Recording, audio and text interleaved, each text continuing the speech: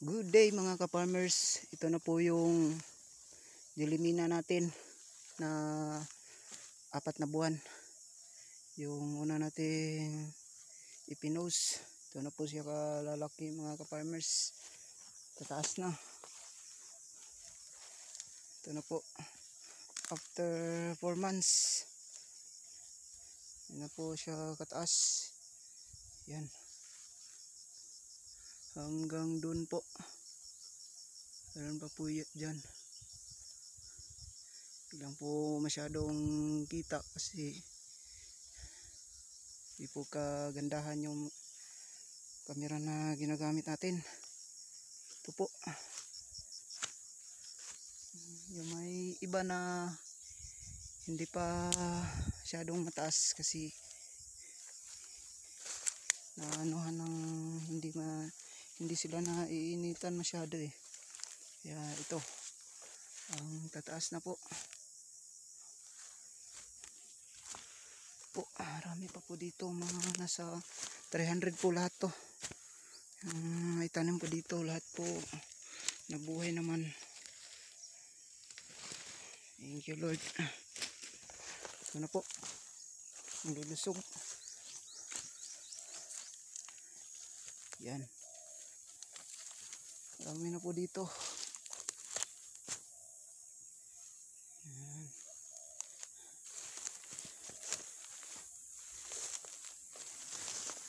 Ito po. Yan, malalaki na po.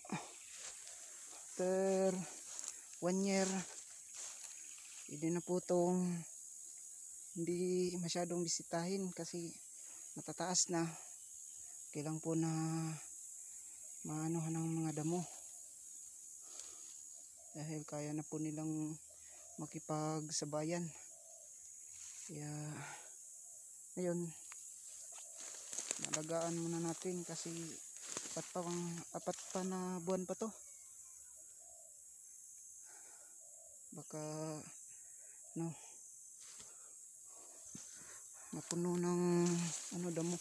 Tapos hindi naman po madaling mamatay yung dilimina, kaso pwede pong babaluktot po ang kanilang puno pag nanuhan ng mga baging. Kaya palagi po natin itong nililinisan.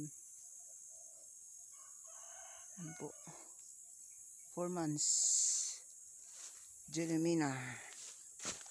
Ito po dito, bago pa po to. Yan, mga 2 buwan pa.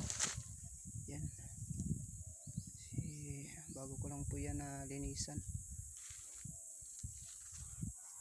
Ito po, mayroon pa po dito. Yeah.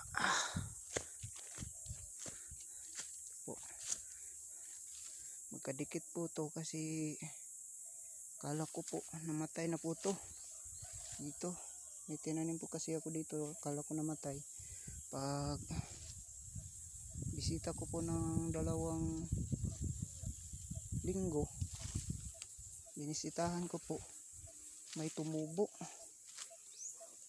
Sayang naman, putulin natin. Kayaan na natin dyan, hindi naman masyadong magkadikit. Ito po, ito dito pa po. Yan, ang lalaki na, 4 months. Yan, lalaki na po ng puno. Ang naobserbahan ko din po, hindi ko po ito masyadong pinopruning dahil papansin ko po ang bilis ng kanilang pagtaas, pero hindi po nila na yung kanilang puno napapalaki dahil nag-focus lang po sa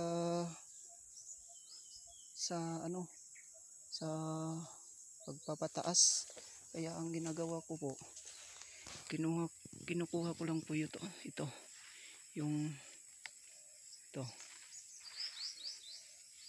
Nakuha ko lang po to. Hindi ko po pinuputol dito kasi madaling tataas. Pagkatapos pag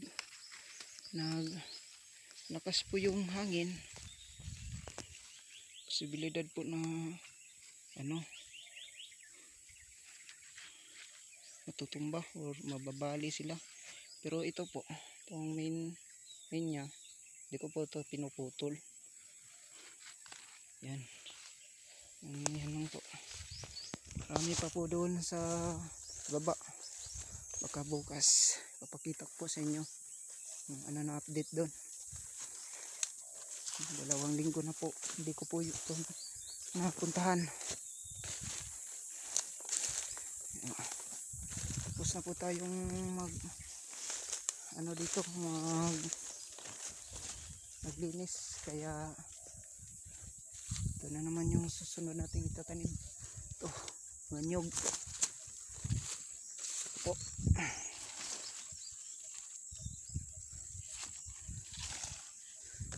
Thank you for watching mga ka-farmers.